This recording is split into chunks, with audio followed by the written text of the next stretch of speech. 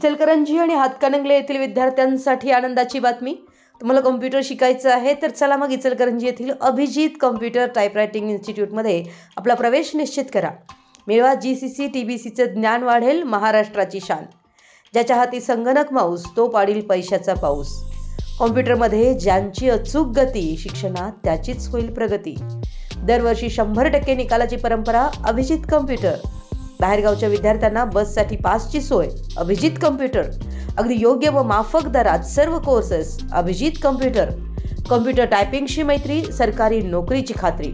अविरत 40 वर्षे शिक्षण कॉम्प्युटर क्षेत्रात वावरणारं विश्वसनीय नाव अभिजित कॉम्प्युटर टायपरायटिंग इन्स्टिट्यूट। करा सुरुवात दर्जेदार शिक्षणाची, ध्येयपूर्ती होईल परिपूर्ण यशाची।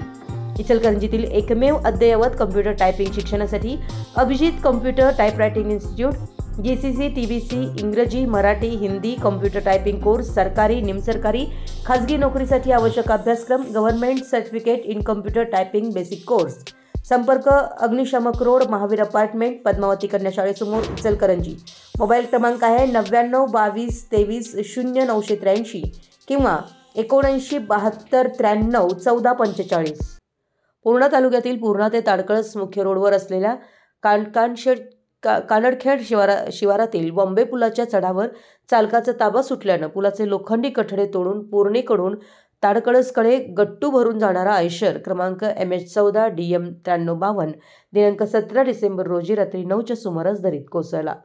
यात आयशर चालक रंगनाथ श्रीपती रोडगे राहणार महागाव तालुका पूर्णा वय 35 या जबर मार लागल्यानं जागीच ठार झाला। या अपघातात क्लीनर भगवान वाघमारे राहणार अजदापूर तालुका पूर्णा हा गंभीर जखमी झाला असून त्यास उपचारार्थ नांदेड येथे रुग्णालयात दाखल करण्यात आले।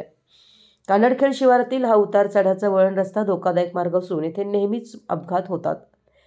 या पुलावरील रस्त्याचे कठडे तोडून मोटार अपघात होत आहेत। सदर रस्ता हा वळणाचा असल्यानं चढावरून उताराला आलेले वाहन पुढून येणाऱ्या वाहनाला दिसत नसल्यानं येथे आजवर बरेच अपघात होऊन प्रवासी ठार झाले।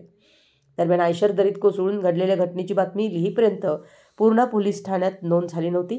या घटनेमुळे महागावात एकच शोककळा पसरली आहे। मराठी न्यूजसाठी पूर्णाहून गोविंद मोरे।